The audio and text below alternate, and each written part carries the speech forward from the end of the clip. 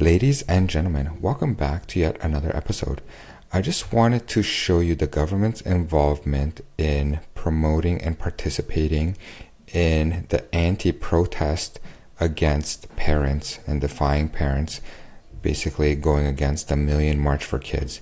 There was a guy named David Brett. He is the editor for the new Westminster Times, and he posted this video and he just gives a little bit of a background about how the government is involved basically to defy parents and how the unions are working together. So just to give a little background for people in Ontario, I have done a video speaking about how the unions did come together to stand in solidarity against defying parents and opposing the Million March for Kids. They even posted like a registration form and they tried to organize that anti-protest essentially. And the president of QP, which is one of the largest unions, his name is Fred Hahn, and I've actually met him as well during a protest in Toronto with Billboard Chris and Josh Alexander, and he was kind of yelling the same stuff that Antifa people yell, which is, the typical go home fascist kind of thing. It's pretty cringy, but I did want to give you just a little bit of a background because David Brett talks about the government's involvement and he's talking about it from what he saw in Vancouver. Now, obviously, things were very similar over here in Ontario and more specifically in Kitchener and Toronto, but, the organizations are a little bit different. If you want to check out that video, I have it linked in the description below. Without further ado, check this video out that David Brett put out. So you wanted to share some thoughts with us today. Yes, I did. Thanks for asking. My name is David Brett. I'm the editor and publisher of the New Westminster Times, newwesttimes.com. We're back at Jackpole Plaza near the Vancouver Convention Center West, about 15 days after there was a rally held behind me here. It was, the rally followed what was called the 1 Million March for Children, or Leave Our Kids Alone rally, and a counter-protest. Being here kind of brings back very viscerally some of the things that happened to me. Myself and our team came down to the event to record photographically and on video what was going on. And as the day progressed,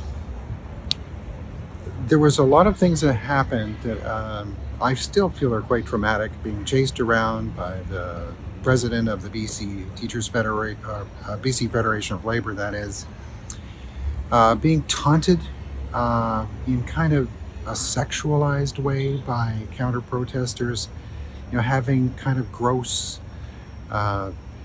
pornographic things said to me, and hearing those kind of slurs and gross things said to the protesters was quite disturbing. And now, 15 days later, I've had a chance to kind of reflect on what happened, and I'd like to share some of those thoughts with you. The protest was effectively about parents' rights to have a say-so in classrooms, how their kids are taught, particularly in relation to gender ideology and sex education. The protest was, based on my observations here in Vancouver, was fairly lightly organized. It was somewhat underfunded. I would not call it say that there's some big organizational juggernaut behind it. It was kind of loosely thrown together, religiously ecumenical, ethnically diverse group of people who seemed to share concern about the gender messaging that was occurring in schools. The counter-protest, by contrast, was basically a government-funded mega event. It was directly organized by massive labor unions, in particular the president of the BC Federation of Labor, Suzanne Skidmore, who said, our organization has 500,000 members. other unions. So potentially, you know, perhaps up to 1 million union members were directly or indirectly involved in organizing the counter protest. So there were certain themes that were emphasized in the counter protest that I found quite shocking, and certain things that happened during the counter protest that were quite concerning. Um, the rally that kicked off the counter protest rally on the steps of the Vancouver Art Gallery featured a number of speakers. Aside from the officials present, the leaders of the labor unions and the British Columbia government, not the premier, but um, certain key ministers spoke. The comments of the speakers were so jarring. One of them, which we recorded and put on Twitter, gave a very anti-police chant, said that police are ugly, that police are killers, and police hate our kids and should not be allowed in schools, and led the crowd in a cops out of schools chant. Another speaker said that the protest by all of these multi-ethnic parents was all boiled down to white supremacy. It was a very on-the-nose comment that why don't we call out the government for this white supremacist, these white supremacist groups and all this white supremacist ideology. Another speaker, praised one of the gender celebrities who's been associated with making sexualized comments about children. This is something we'll post to our Twitter feed later. So all of this kind of sunk in. But in the 2 weeks following that, just gestating on all of that's been said across Canada, it strikes me that that particular week, Wednesday was September 20th, that week was a very pivotal week for Canada. Not just for British Columbia, but for the whole country, because in the square behind me, there were slurs of fascist, effing fascist, hurled at just rank and file citizens, and also the slur of Nazi was very prominent in the counter protest, as if somehow the parents constituted a threat of a Nazi takeover of society. This to me was absurd and had no basis in fact. It just seemed to be what the counter-protesters were taught and instructed to say. 2 days later, we had in the Parliament of Canada an actual Nazi who was lauded and praised and received a standing ovation. So to me, this jarring juxtaposition of events signals a collective blindness in the country to what is really going on with our political system, our governance systems, our education system, and these so-called culture wars that are going on. So I think the insight from that is that Canada has a very dark past when it comes to its treatment of Jewish people. Canada, regrettably allowed very few Jewish refugees from Germany fleeing Nazism into Canada. And after the war, as we're now learning, hundreds of former SS and Nazi soldiers and potential war criminals were harbored in Canada, and this was not really widely known or talked about. So the question is why? Why are the leaders of British Columbia's labor movement and representatives of our government calling just regular parents Nazis, while the government has been found out to have not done sufficient research or really have any awareness of history sufficient to know what this person, who this person was. All the information about this gentleman, Anka, is readily available on the internet for anyone who would care to look it up. And this is one of the great embarrassments for Canada at this time. So that incident, plus in British Columbia, following the anti-police chanting by the NDP Labour-backed speaker, an RCMP officer was shot and killed in the line of duty 2 days later. This kind of juxtaposition of events leaves this giant kind of elephant in the room in Canada, asking the question, what's really going on? Why is this happening? And I think a lot of Canadians are thinking, having these questions go through their mind, what is happening? Well, here's my take on what is happening in Canada.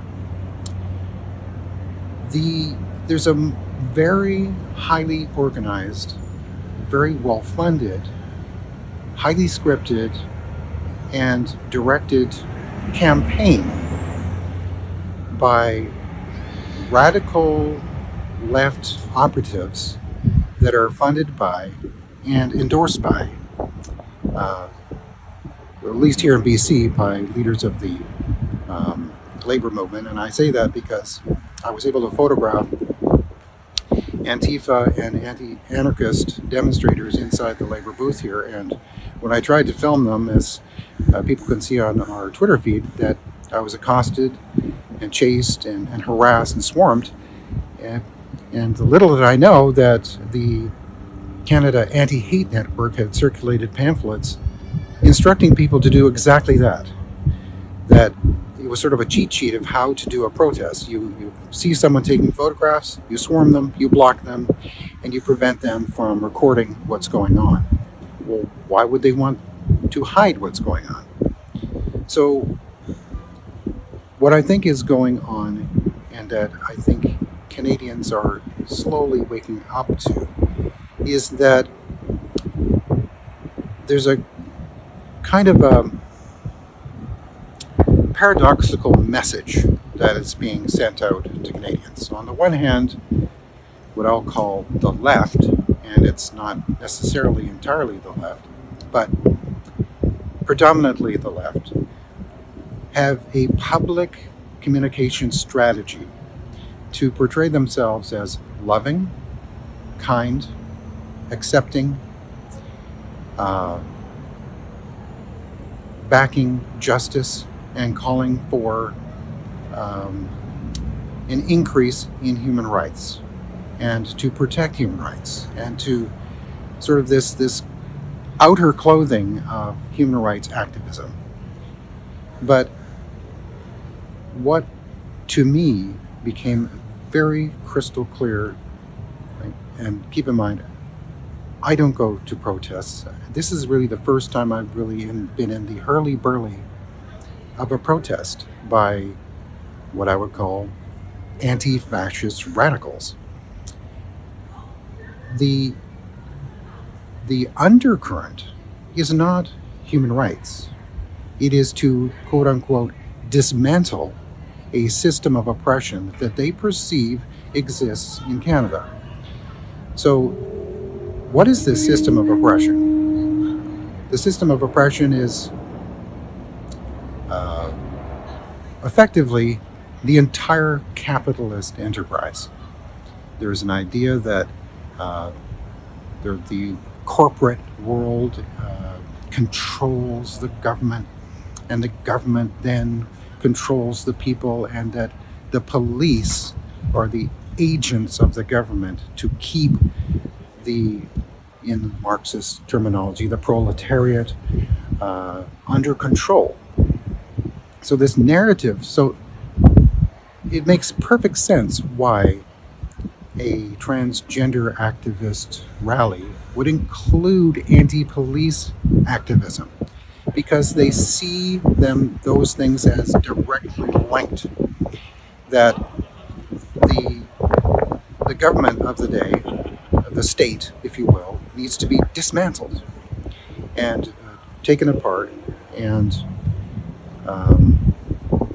in the case of the anarchist philosophy, they're not looking to reform the government through the ballot box. They're looking to basically shake society down to its foundations, to destroy it, and in hopes that something redeemable will rise from the ashes of the destroyed society.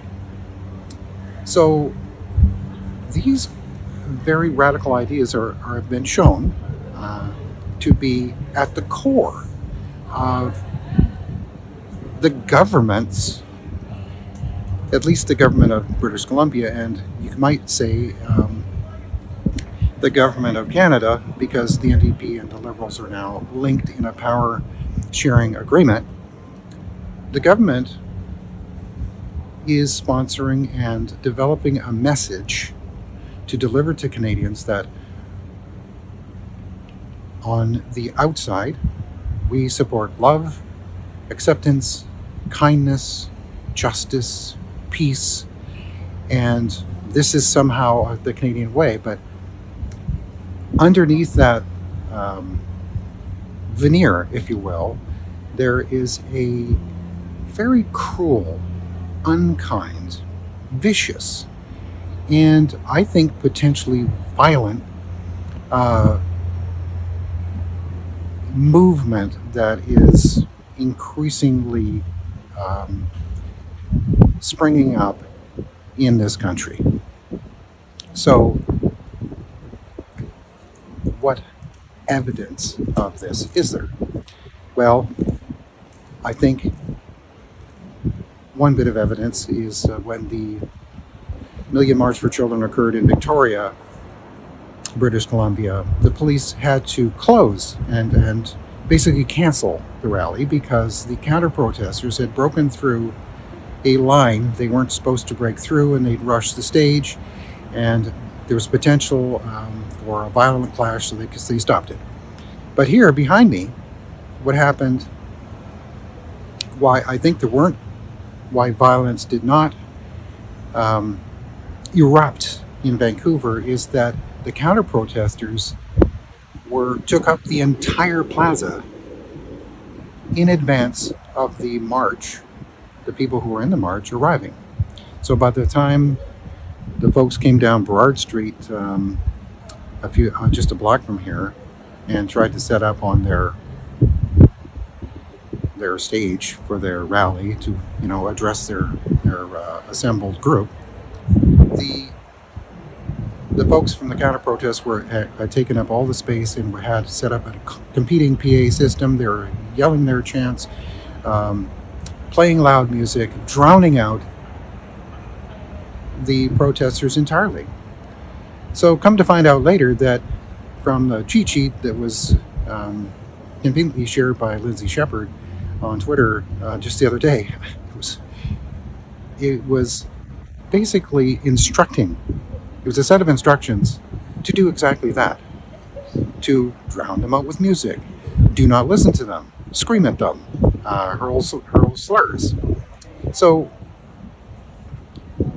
what I'm saying is that this is not an isolated incident in Vancouver. This happened across Canada, and my prediction is it's going to happen increasingly in this country, and that there's potential for, and I hope I'm wrong on this, but there's potential for increased levels of violence. And I'm not saying that violence coming from the protest group, and I've heard rumors there's going to be another Million March for Children event, but the anti-fascist labor organized group is going to ramp up their tactics. So all of this, I would say in conclusion, is to drive a narrative of the country, for the country of Canada, and the narrative is this: Canada is a failed state, Canada is built on genocide. Canada is overrun by Nazis and fascists. And there's only one answer. We need to rise up against this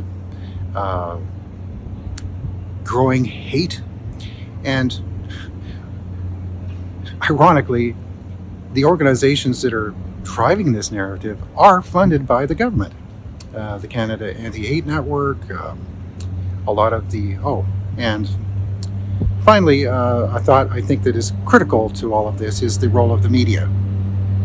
I was absolutely shocked at the protest two weeks ago that what we were capturing with our iPhones as reporters in our team was truly shocking, but none of the mainstream media reported on any of it.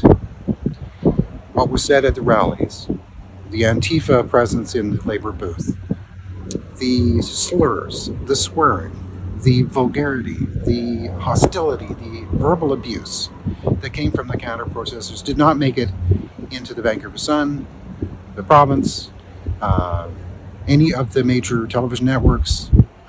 None of the mainstream media reported on any of that. It's as if the government has a narrative, the kind, just, loving, peaceful spin is delivered to the media and just accepted wholesale and then spun out and spoon-fed to the general public. This is what you would call propaganda. I know this seems like an explosive thing to say, but I think when we look at what's happening in Russia with Putin demonizing Ukrainians as Nazis, and now we have Putin just today saying that, well, given Trudeau's performance in the House, bringing in an SS member into the House of Commons, well, now he's claiming to be justified in saying his aggressive action in Ukraine is denazifying the country. So here's Canada giving fodder to Putin. So we know that Putin is a master propagandist, using the state media to spool out lies. Well, the people who are in Russia, how do they know that they're lies? If they don't see any other alternative media telling the truth, how do they know they're lies? And this is, I think, the biggest kind of realization I've had, is that the media, the mainstream media, is not getting to the truth about this gender discussion. When it comes to truth and reconciliation, there's a lot of pandering to the notion that Canada's a genocidal state. There's pandering to the anti-police, police defunding activists. There's pandering to the diversity, equity, and inclusion narrative that everyone in every public office or every corporation needs to go through rigorous training to make sure they're sufficiently not racist, and that if you speak up or speak out, you're tarred as a racist. So this kind of government-sponsored regime is really, unfortunately, gathering momentum in Canada. And the latest, of course, is the censorship initiative of the CRTC, which is being reacted to around the world as, unbelievable for a free country to be subjected to this. So, in conclusion, I know I said I would conclude before, but I'll end it here. I'm speaking to you on a video on Twitter, now called X. What's to stop the government of Canada, the CRT, from canceling this, from blocking this, from blocking me from saying what I'm saying? Is that on the horizon? Are we going to be, are police going to be knocking on doors. This is a very frightening prospect, and even if it is just a remote prospect, even having that notion percolating through the Canadian consciousness is incredibly wrong. And I think in reaction to all of that, Canadians need to wake up and hopefully support independent voices in media. They're not all right, they're not all wrong, but we need to have people providing alternative perspectives to the mainstream media, because there's a potential for corruption through government funding and other pressure tactics, including censorship. It's startling to even be talking like this in Canada, but given my experiences at this protest rally a few weeks ago, that's how I feel. I feel like we're at a turning point in Canada. Canadians, the general broad public, need to take action, to become involved, to not think that they can passively watch events unfold and hope for the best. This is what the activist class of people, which have gotten extremely organized and tremendously well funded, are counting on. They're counting on the public just kind of sitting back and sitting on their hands and thinking, oh, well, I guess everything's okay. Well, in my opinion, things are not okay. Things are getting worse. And I think people are starting to realize and come to this conclusion that there's something bad happening in Canada. What is it? I think people need to investigate. They need to look into it. They need to be more vigilant, and they have to just check sources, ask questions, and just become more active in their public life. Because the other side, there is sides in this, is not going to back down. They have momentum, an enormous amount of momentum, and they think that they can steamroller the entire country, and they may just be able to do that. Because right now, the number of voices speaking out are small. That needs to change, in my humble opinion, and we at the Westminster Times are going to do our small part to try to add to the narrative. So those are my thoughts.